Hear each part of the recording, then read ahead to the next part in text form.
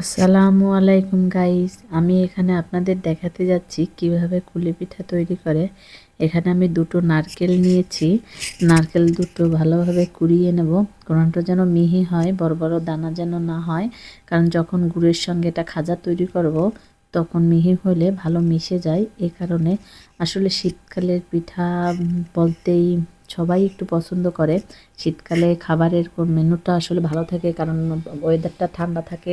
যতই কম বেশি খাওয়া হলে কোনো অসুবিধা হয় না। এর জন্য একটু পিঠা টিঠা শীতকালেই বেশি মানুষ খায় এবং ভালোও লাগে। আর আমার বাড়িতে মেহমান আছে, এর জন্য বিশেষ করে পিঠা টিঠা বেশি তৈরি করা হচ্ছে, কারণ মা এসেছে। মা থাকলে তো কোনো কথাই নেই, বলবেন সব পিঠা তো মাই তৈরি করে। মা আবার এদিকে দেখেন মানে আটা গরম পানিতে দিয়ে সেদ্ধ করে নিয়েছে।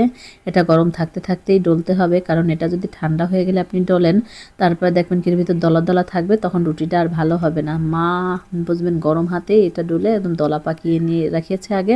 রাখার পরে এদিকে আবার দেখেন বাজার থেকে যে বড় বড় 2 টুকরা গুড় এনেছি, এটাকে আবার ভালো করে ভেঙে একটু গুঁড়ি গুঁড়ি করে নিতে হবে, কারণ চুলায় দিয়ে যখন নারকেলের সাথে এটা আঁশ তৈরি করব, তখন মনে করেন অত বড় থাকলে ভালো হবে না। এই জন্য ছোট ছোট করে নিচ্ছে। এখন বুঝবেন ওইদিকে আঁশ তৈরি করা হচ্ছে।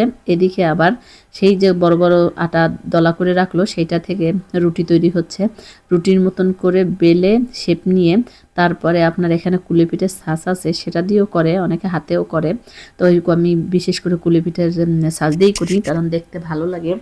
সেজন্য এখানে কুলি পিঠের ছাঁচটা রুটির নিচে দিয়ে তার ভিতরে খাজা দিয়ে, আমরা কি এটা খাজাও বলি, কেউ সিসি বলে, কেউ মানে যার যার আঞ্চলিক ভাষায় এটার নাম বলে। নারকেল আর গুড় দিয়ে যে খাজাটা তৈরি করে ওটা।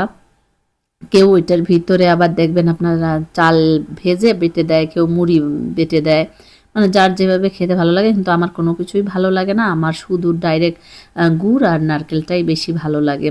এভাবে দেখেন আমি তৈরি করে নিয়েছি, এবং মোমো স্টাইলও করছি কয়টা। আমি করছি, আমার মেয়ে, আমার ছেলে মেয়ে সবাই মিলে করছি। তো তাই বাচ্চারাও বাচ্চাদের মতন নিজেদের মতন করে শেপ দিয়েছে। দেওয়ার পরে তার চেয়ে একটা কথা হচ্ছে, এটা হচ্ছে কুলি পিঠাটা ভাপে দিচ্ছি, কারণ আমি কুলি পিঠাটা ভাপাটাই বেশি ভালো খাই, ভাজাটার চেয়ে আমি ভাপাটাই বেশি পছন্দ করি।